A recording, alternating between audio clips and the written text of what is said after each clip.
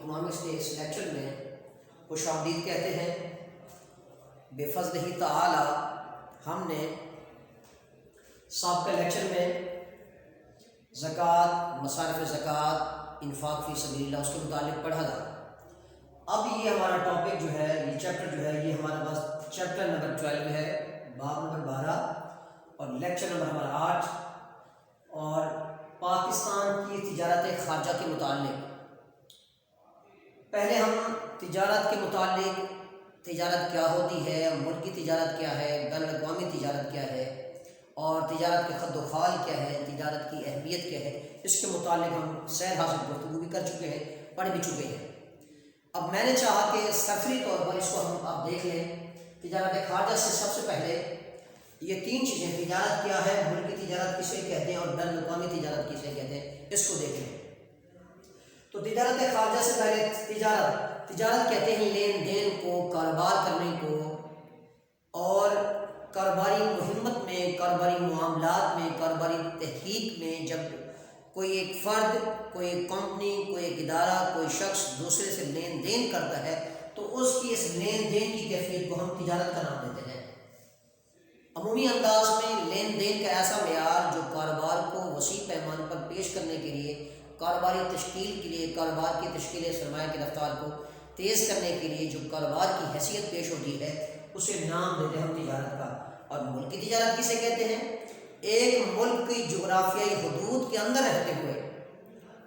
ایک جغرافیائی پس منظر میں رہتے ہوئے اور ایک جغرافیائی حد میں رہتے ہوئے، جس میں مختلف شہروں کے درمیان، مختلف علاقوں کے درمیان اور مختلف مواضع کے درمیان ایک ملک میں رہتے ہوئے جو تجارت ہوتی ہے، اسے ہم نام دیتے ہیں ملکی تجارت کا۔ مثال کے طور پر ایک لاہور میں بیٹھا ہوا شخص اور کاروباری نوعیت کی بنیاد پر کراچی میں رہنے والے شخص کے ساتھ کوئی لین دین کرتا ہے تو اسے ہم ملکی تجارت کا نام دیتے ہیں۔ یا ملتان میں قیام پذیر ایک شخص جو ہے وہ حیدرآباد یا کوئٹہ، پشاور یا اس کے کسی دوسرے پاکستان کے کسی دوسرے شہر میں، کسی صوبے کے دوسرے شہر میں بیٹھا تجارت کر رہا ہے، اس کے ساتھ لین دین کر رہا ہے، کاروبار پیش کر رہا ہے، تو اس کو ہم کہیں گے ملکی تجارت، کیونکہ ایک ملک کے اندر تجارت ہو رہی ہے، ملک سے باہر تجارت نہیں ہو رہی۔ اب بین الاقوامی تجارت کسے کہتے ہیں؟ ایسی تجارت جب کسی ایک ملک کے باشندے دیگر ممالک کے باشندوں سے لین دین کرتے ہیں تو دیگر ممالک کے باشندوں سے ان کے لین دین کی اس کیفیت کو ہم انٹرنیشنل ٹریڈ کا نام دیتے ہیں، بین الاقوامی تجارت کا نام دیتے ہیں۔ بین الاقوامی تجارت سے ہمیشہ جو ہے جو تجارت کی فضا وہ بہتر ہوتی ہے اور ہر ملک چاہتا ہے وہ اپنے آپ کو بین الاقوامی انٹرنیشنلی طور پر اپنے اشیاء کی پیداواریت میں، اشیاء کے معیار میں، اشیاء کی حیثیت میں زیادہ سے زیادہ بڑھائے۔ جتنی اشیاء کی زیادہ سے زیادہ حیثیت میں بڑھائے گا اس کی تجارت انہیں بہتر انداز میں ہوگی بین الاقوامی تجارت میں۔ اب ہر شخص، ہر ملک چاہتا یہ ہے کہ اپنی کاروباری نوعیت میں وہ زیادہ سے زیادہ اپنے مواقع، اپنی اشیاء کی پیداواری حیثیت کو اعلیٰ پیمانوں پر پیش کر کے دوسرے ملک میں بھیجا جا سکے تاکہ اس کی مانگ میں اضافہ ہو، اس کو زر مبادلہ کے وسائل زیادہ حاصل ہوں، اس کی زر کی تخلیق زیادہ سے زیادہ ہو، اسے کاروبار کرنے کے مواقع زیادہ میسر ہوں، تو بین الاقوامی تجارت۔ اب کرسٹل روفر نے بین الاقوامی تجارت کی جو تعریف کی، اس نے کہا بین الاقوامی تجارت یہ ہے کہ جب ایک ملک اپنے زر مبادلہ کے حصول کے لیے مرئی اور غیر مرئی اشیاء اس کے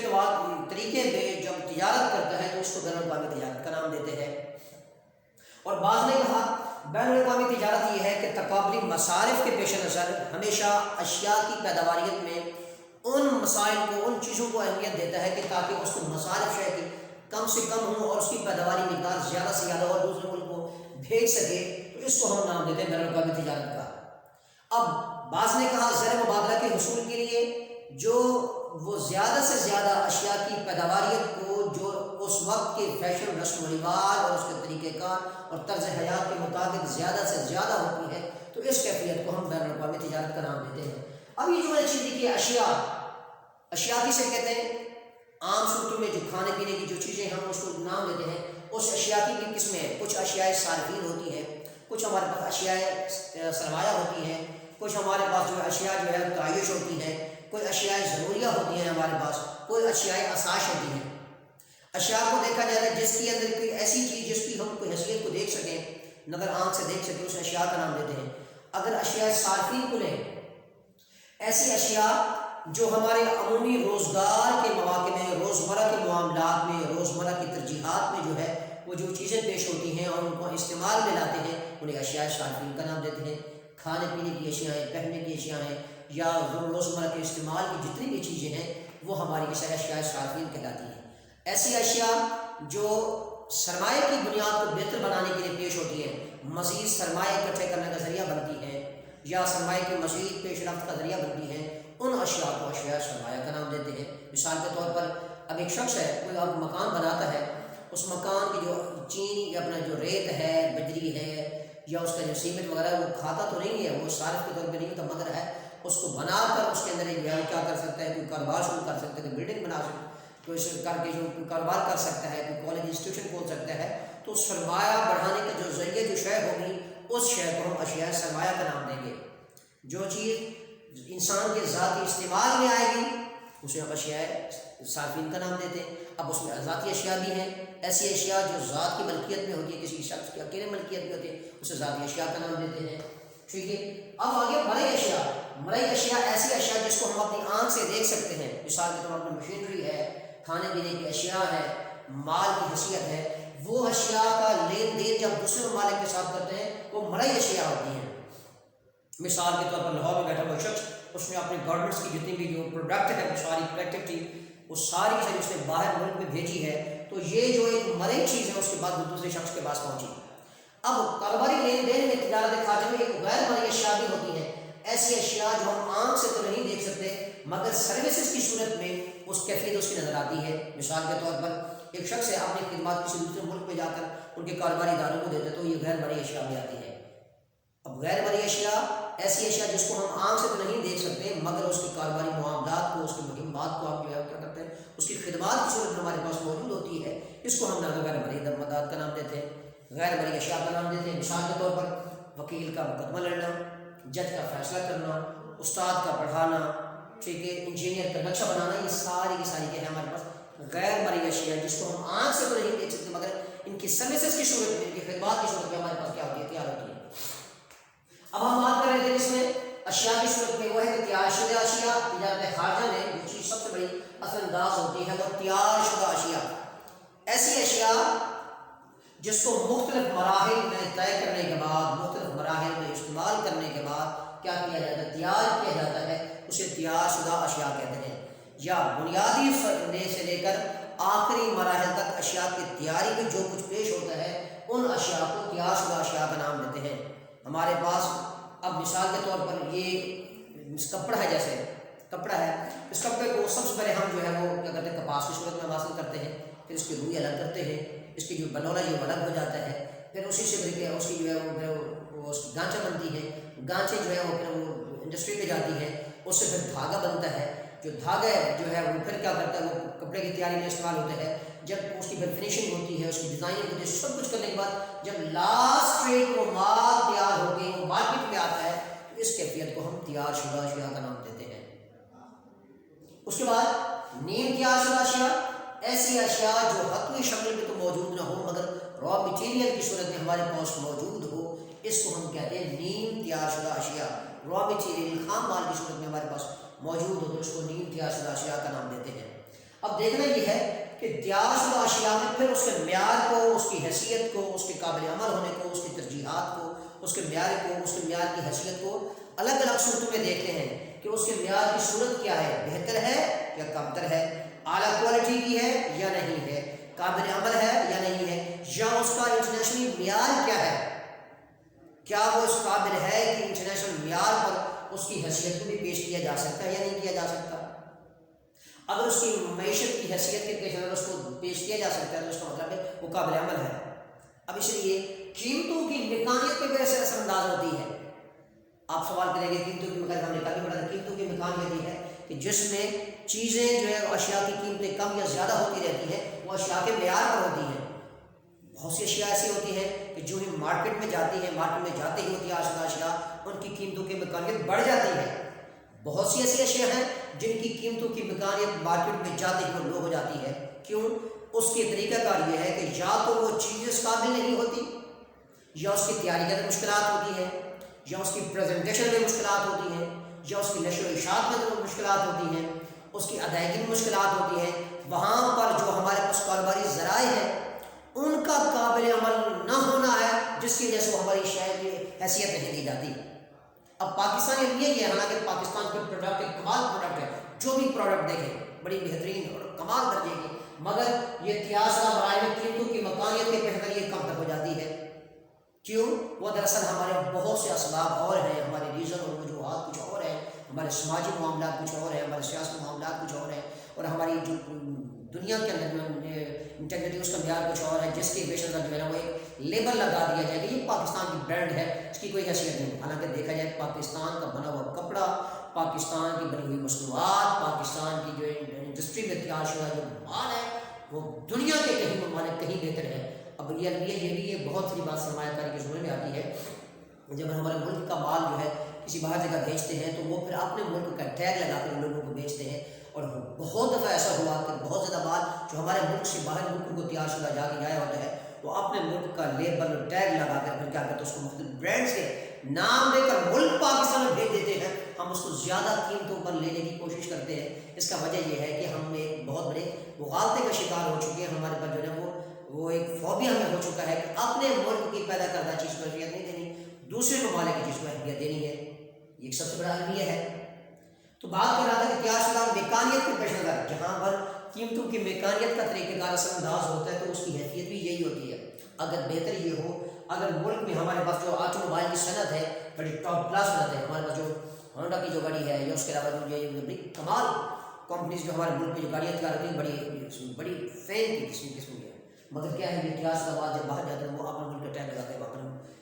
ہمارے پاس بیچ دیتے ہیں، اور ہمارے ملک میں جو گارنٹی جو کپڑا جو تیار ہوتا ہے وہ بڑا باکمال تیار ہوتا ہے۔ جوتے ہیں، جتنی بھی چیزیں اشیاء ہیں، جو الیکٹرک کی اشیاء ہیں، چاہے ہمارے چمڑے کی مصنوعات ہیں، جو بھی ہیں وہ بڑی کمال لیول پہ تیار ہوتی ہیں، تو ان کی جو قیمتوں کی مکانی زیادہ انداز ہوتی ہے۔ میں نے بات بتائی کہ جس میں بعض اوقات ہوتا یہ ہے کہ ہمارے اتنا اثر و رسوخ نہیں ہوتا، ہماری اتنی ترجیحات نہیں ہوتی، ہم اپنے اس شے کا معیار جو انٹرنیشنل مارکیٹ ہے اس کو اتنا بنا نہیں سکتے، اس کی پریزنٹیشن کو ہم کر نہیں سکتے، اور اس لیول پہ ہم اپنے لوازمات کو پورا ادا نہیں کر سکتے، جس کی وجہ سے ہماری کی حیثیت کم رہ جاتی ہے۔ ہاں اگر ہمارا جو ہے ایک مکمل اسٹیبلٹی ہو، استحکامیت ہو، ہماری چیزوں کی حیثیت ہو، افادیت ہو، اس کا معیار ہو، اس کا جتن ہو، اس کی کیفیت ہو، تو تب جا کر ہم اپنے دوسرے ممالک میں اپنا معیار بہتر کر سکتے ہیں۔ جب ہماری تیار شدہ کی حیثیت ہی باقی نہیں رہے گی، اس کی ترجیحات کی اصولی بات کی باقی نہیں رہے گی، اس کی حیثیت کو کیا دیکھا جائے گا؟ ہیں اور کوئی لوازم، کوئی اور طریقہ کار، کوئی اور ترجیحات جن کی بنیاد پر ہماری شہر حیثیت نہیں ہے۔ اس کے بعد نیتیاں شدہ اشیاء آ جاتی ہیں کہ ایسی اشیاء جو ابھی تیاری کے مراحل میں ہوں مگر قابل عمل ہوں، لوگ اس کو جو ہے وہ را مٹیریل کے طور پہ دوسری جگہ کاروبار کا ذریعہ بنائیں، اس اشیاء کو ہم نیتیاں شدہ اشیاء کا نام دیتے ہیں۔ اب تجارت خارجہ کی بنیاد پر ایسی تجارت جو ایک ملک دوسرے ملک سے کرتا ہے اپنی چیزوں کی پیدا کردہ حیثیت میں، اشیاء کی تیاری میں اور حیثیت کے پیش نظر جب دوسرے ملک سے کرتا ہے تو اسے تجارت خارجہ کا نام دیتے ہیں۔ اب اس میں چاہے تو وہ تقابل مصارف کا نظریہ لے یا کل برتری کا نظریہ پیش کرے۔ تقابل مصارف کا نظریہ ہمیشہ جب بھی کوئی ملک تجارتی لحاظ سے ترقی کرتا ہے،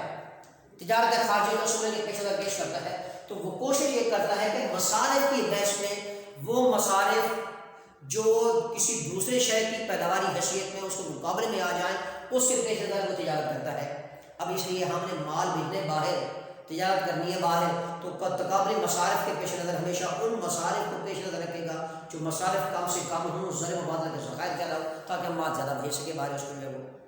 اب اس کے ساتھ جہاں تقابلی مصارف کا نظریہ وہاں پر اسے کلی برتری کا نظریہ بھی اس میں ہے کہ اشیاء کی پیداواری حیثیت میں جہاں اس کو برتری نظر آتی ہے، جہاں اس کی ایکسٹریم اسٹیج اس کو نظر آتی ہے، جہاں اس کی برتری کا نظریہ زیادہ سے زیادہ ہے، وہ چیزوں کی حیثیت کو وہاں زیادہ سے زیادہ وہ پیش کرتا ہے کہ وہاں اس کو پتہ ہے کہ میری چیز باقی چیزوں کے مقابلے میں بہتر تر ہوگی، وہ تجارت خارجہ میں جو ہے افیکٹ اور اثر انداز ہوتی ہے۔ یہ اس کا طریقہ کار ہے۔ اب دیکھنا یہ ہے تجارت خارجہ کے اصول میں سے پاکستان کی کون سی اہم برآمدات ہیں جس کی بنیاد پر ہمارا ملک کیا کرتا ہے، وہ اس کے لوازمات کو پیش نظر رکھتے ہوئے ہمارا ملک اپنی کساد بداری کے حالات سے، معاشی پھیلاؤ کے اعتبار سے، معاشرتی حیثیت کے لحاظ سے وہ آگے بڑھ سکتا ہے۔ اب ہم اس برآمدات کے نظام کو دیکھتے ہیں۔ سب سے پہلے ہم اگر دیکھا جائے تو وہ ہے کپاس۔ پاکستان کی برآمدات میں سے دیکھا جائے تو یہ سب سے بڑا حصہ کپاس ہے، کیونکہ پاکستان ایک زرعی ملک ہے، ہمارے پاس فصل ربیع بھی ہے، فصل خریف بھی ہے، اور ہماری معیشت کا تقریباً 70% حصہ جو ہے وہ ہمارے زراعت پر انحصار کرتا ہے۔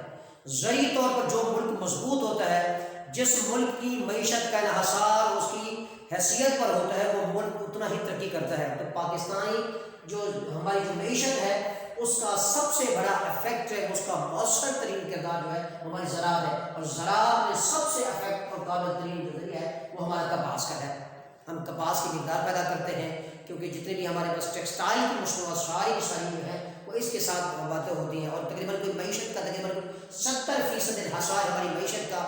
اس زر مبادلہ کے ذخائر پر، اس کی حیثیت پر جو ہے پیش ہوتا ہوا نظر آتا ہے۔ اب پھر اسے کیا ہے، سوتی دھاگا، یہ بھی پاکستان کی برآمدات میں سے ہے۔ ہم مختلف جو یورپین دنیا اس کو بھیجتے ہیں، اور متحدہ عرب امارات ہے اس کو بھی ہم اس کی مقدار بھیجتے ہیں، اور یہ سوتی دھاگا ہے ہمارے پاس جو دھاگا تیار ہوتا ہے۔ پاکستان کی کوالٹی کا جو دھاگا تیار ہوتا ہے وہ تقریباً 40% سے بھی اوپر ہوتا ہے جو ہے اس کی کوالٹی کا، اور کوئی ملک اس کو مقابلہ نہیں کر سکتا، اور باکمال دھاگا یہ ہم جو ہے کیا کرتے ہیں باہر ملکوں کو بھیجتے ہیں۔ جب یہ سوتی دھاگا بھیجتے ہیں اور اس کے زر مبادلہ کے ذخائر ہمارے پاس آتے ہیں تو یہ پاکستان کے اہم برآمدات میں سے ہے۔ اس کے بعد ہمارے پاس سوتی کپڑا، ہم کپڑا باہر بھیجتے ہیں، یہ پاکستان کے اہم برآمدات میں سے اہم ترین برآمد ہے، کیونکہ اس کی حیثیت، اس کی مانگ میں اضافہ ہوتا چلا جا رہا ہے۔ اس میں ترقی یافتہ ممالک ہو یا کم آمدنی والے ممالک ہو یا درمیانی آمدنی والے ممالک ہو، اس کو خریدنے پر مجبور ہے، اس لیے اس کی مانگ میں مسلسل اضافہ ہوتا چلا جا رہا ہے۔ چمڑا، پاکستان میں ہمارے پاس چمڑے کے کارخانے موجود ہیں، اور چمڑا جو ہے وہ زیادہ پاکستان کی کوالٹی کا جو چمڑا جو ہے اس کی دباغت میں، اس کی کیمیکل کے مراحل میں، اس کی کیمیکل ری ایکشن میں، اس کی تیاری میں، اس کی دباغت میں جو معیار ہے باقی ملکوں کو ایسا معیار حاصل ہی نہیں ہے۔ اس لیے جو اعلیٰ کوالٹی کا چمڑا جو ملک میں تیار ہوتا ہے، ہم کیا کرتے ہیں اس کو بھی باہر ملکوں میں بھیجتے ہیں، اور ہم زر مبادلے کے ذخائر کماتے ہیں، اور ہمارا تبادلہ ادائیگی ہمارا مثبت ہوتا ہے اس وجہ سے، کیونکہ یہ مصنوعات ہماری بڑی افیکٹو ہے۔ اس کے بعد چمڑے کی مصنوعات، اور چمڑے کی بنی جتنی بھی ہیں، چاہے وہ بیگز ہیں، چاہے وہ ہمارے پاس جوتے ہیں، چاہے ہمارے پاس وہ اس کے علاوہ جو ہے، اس کے علاوہ فیشن کی جو چیزیں ہیں، یہ چمڑے کی جتنی بھی مصنوعات ہیں، چاہے وہ لیدر بیگز ہیں، ہینڈز بیگز ہیں، ہمارے پاس جو ہے پرس کی صورت میں جو چیزیں تیار ہو جاتی ہیں باہر ملک میں، اس کی بہت زیادہ اس کی مانگ ہے، اس کو اہمیت دی جاتی ہے۔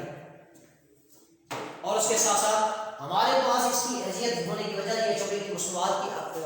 بہتری کے پیش نظر ہمارا ملک کیا کرتا ہے وہ ترقی کرتا چلا جا رہا ہے، برآمدات میں اضافہ ہوتا چلا جا رہا ہے۔ اور جہاں چمڑے کی مصنوعات بڑی بہتر انداز میں پیش ہو رہی ہیں، اس کے ساتھ ساتھ ہمارے پاس جو ہے وہ آلات جراحی، آپریشن بڑے آلات، سیالکوٹ میں آلات جراحی کی بہت بڑی انڈسٹری ہے، جو سرجیکل ہمارے انسٹرومنٹس میں حاصل ہوتے ہیں۔ اس کی بہت دنیا میں جہاں دنیا بھر میں جتنی میڈیکل کی دنیا ترقی کرتے چلی جا رہی ہے، اس کے لیے سب سے زیادہ جو ہے وہ آلات جراحی جو ہے وہ ہمارے ملک سے ہی باہر جاتے ہیں۔ اس کے علاوہ کھیلوں کا سامان دیکھیں، جہاں پاکستان کے برآمدات میں یہ ہے، اس کے ساتھ ساتھ کھیلوں کا سامان بھی بڑی حیثیت کا حامل ہے، اور ہمارے پاس جو کھیلوں کا سامان بنتا ہے وہ کسی ملک میں اس لیول پر نہیں بنتا۔ کرکٹ سامان ہے، فٹ بال کا، ہمارا فٹ بال میں فیفا انٹرنیشنل کلب کے اندر بھی جو ہے اس کو جو ہے وہ پیش کیا جاتا ہے، اور کھیلوں کا سامان بہت زیادہ ہے۔ اس کے علاوہ مچھلی اور مچھلی کی مصنوعات جو ہے، مچھلی جو ہمارے ملک میں پیدا ہوتی ہے، اور اس کی جو سبزیاں ہیں، پھل ہیں، یہ ہمارے برآمدات کے حصہ ہیں۔ سبزیاں اور پھل ہیں، یہ بڑی اہمیت کے حامل ہیں۔ اس کے ساتھ ساتھ سبزیوں اور پھل کی نسبت اگر ہم دیکھیں، اس کے ساتھ ساتھ ہمارے آلات جراحی کے ساتھ ساتھ سبزیاں اور پھل ہیں، یہ بھی ہم باہر ملک میں بھیجتے ہیں، اور پاکستان کا دنیا بھر کے اندر مشہور ہے۔ پاکستان میں جو سبزیاں پیدا ہوتی ہیں، اور اپنی غذائیت کے اعتبار سے، اپنی حیثیت کے اعتبار سے، اور برآمدات پر بہت زیادہ حصہ ہے سبزیوں اور پھل کا جو ہے۔ اس کے علاوہ ہمارے پاس